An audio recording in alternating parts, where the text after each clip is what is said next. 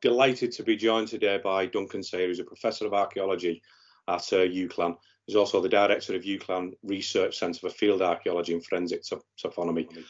It's an exciting day for UCLan and, more importantly, for Duncan, as it is the day for the release of his new book, which we're going to be talking about for your benefit. Okay, so the book is called Early Anglo-Saxon Cemeteries, Kinship, Community and Identity, and it's published this week by Manchester University Press. So I suppose get straight into it. Duncan, what first inspired you to write this book? Thanks, Mike. That's great. I'm just going to show you the book. I'm very excited about this because it took me over 10 years to write it, and it started off really before my PhD. So as an essay I wrote as a master's student, where I looked at the organisation of the Early Anglo-Saxon Cemetery of Great Chesterford, which is an interesting one because it's a long, thin cemetery with little concentrations of graves throughout it. And I was sort of doing a reasonably standard analysis, looking at the location of high status graves, men and women and children, that sort of stuff. And I sort of, at the end of that, I realized there were so many problems with that sort of approach that I couldn't put it down, and it became my PhD. So I looked at 9 cemeteries in lots of detail, looked at the skeletal materials, looked at the material culture, and looked at sort of different ways of approaching that in terms of transformation in the 6th and 7th centuries. So we see this sort of broadening out of the way that people are burying their dead, and a change in the material culture, a change in the sort of internal landscape, which I thought was really good, but it wasn't really enough. So I embarked on it, this project, after I started at UCLan, and had access to new ways of thinking, including spatial statistics, and including new ways of thinking about skeletal archaeology, and then excavated at the Oakington Cemetery in Cambridgeshire. And that physical process of excavating graves, of climbing into the grave cuts and lifting remains, human remains, and lifting artifacts, really just completely changed my perspective on those things. Because we don't, we as archaeologists see cemeteries as a sort of top-down perspective with the graves laid out in front of us. Yes. Of course, that's not how someone else would have seen them, how they would have used them, how they'd walked through them as these sort of horizontal rather than vertical things, with little mounds in some places, some graves forgotten, some places remembered, some highlighted with small barrows over them, some with stories told about them. And it became very obvious that it's the way that people use the space that's important, and not the archaeological categories that we use to assess them. And so the book really is an attempt to sort of change that perspective, to look at it from a use and a community perspective rather than archaeological categories. Excellent. 10 years, well, that's been a labour of love then. Yeah, it is. I mean, 111 cemeteries analysed. And as I said, just loads and loads and loads of new methods to break some of those issues. We had to figure out how to look at the spatial statistics in a way that wasn't really available at the time. And sort of, it also needed to wait for the publication of John Hines's redating program, so we could then apply the new chronologies to all these cemeteries and work out if that changes any perspectives. And it does seem to do that. It's really important to have waited to have done that. So really, to make it as updated as possible, it needed that time, that depth of analysis to do it.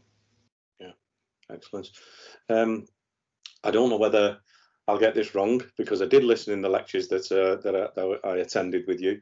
The front cover, beautiful artifacts. Is that an early Anglo-Saxon square-headed brooch, or is it a cruciform brooch? I've probably got it wrong once, I know, but that is a great square-headed brooch. Yeah, and I put it on in a way that looks like it's upside down. Yeah, done that deliberately. Yeah. And I think I wanted it to be slightly subversive, to make you go ugh, a little bit. But really, what that is the way it would have been worn. Certainly, long brooches like that would have been worn either like that or like that, and very rarely as they're published like that. Okay. So really, what I wanted this to be is a representation of what the book is. It's an approach to look at these things as they're used, as they're worn, as the landscapes are walked through, rather than as we categorise them. So quite deliberately placed that way around, to make you go, ugh, and really think about what the artefacts mean in their use back in the 6th century.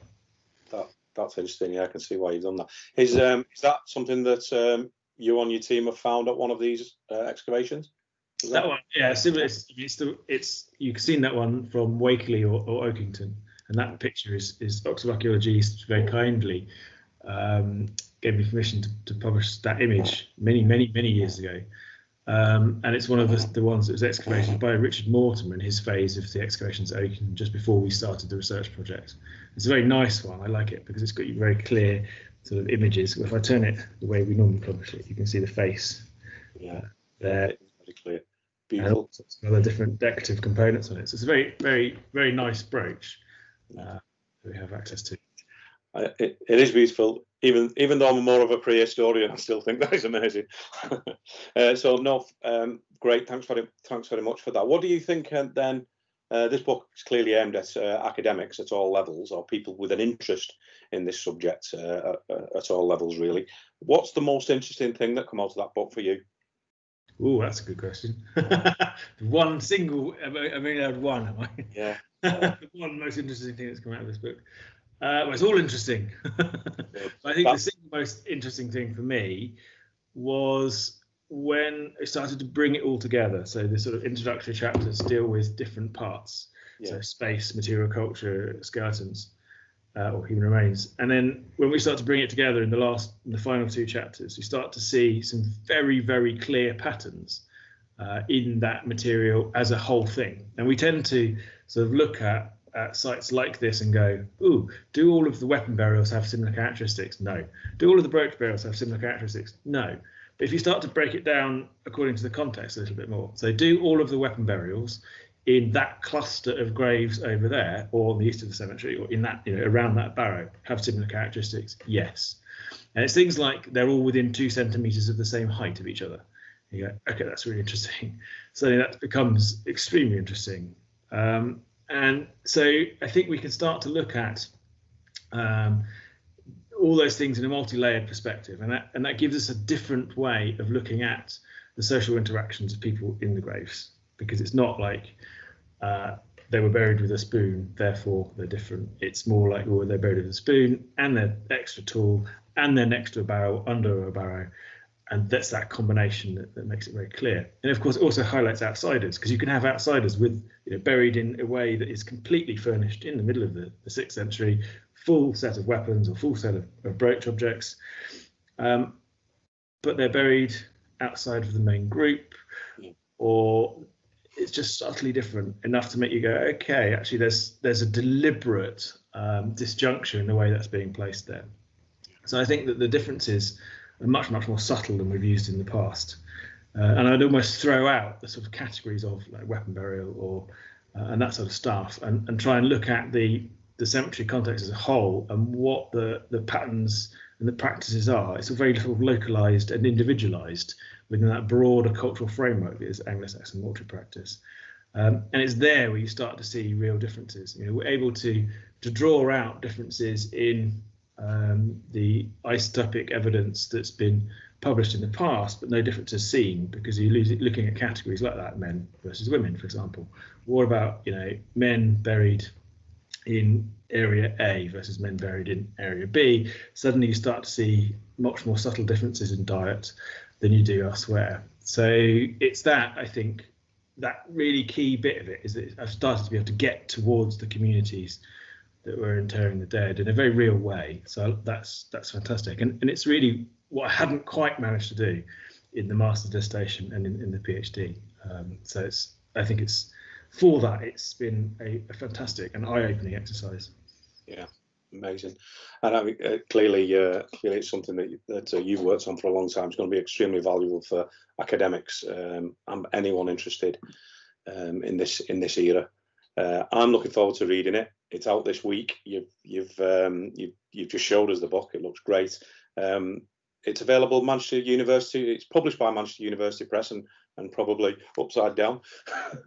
That's it. I understand it's available free online, or it should be shortly for those who want to have a quick look at it. You get it in the usual places, but and it's only 25 quid, which is really good. But it's also available as an ebook on the Manchester University Press platform, and the university has very generously paid for it to be open access. So it's on the Manchester University Press Open Hive website as well, completely free to use. But it's reasonably cheap to buy it, and I must admit I prefer the physical copy when I'm reading books. But it's there as a resource online as well, which is really good. I'm really pleased about that. We were very lucky, really, that the university had the resources to be able to support that. So it was an excellent thing, and hopefully that people can access it from all over the world. We've already had a little bit of interest from our social media sites about the book, so I'll put a link into the bottom of this video, and people can go directly to it and get the copy. Great. Okay. Well, brilliant. Thanks very much. That was really interesting. Hope it was interesting for people listening, and look forward to reading it myself. Thanks, Duncan.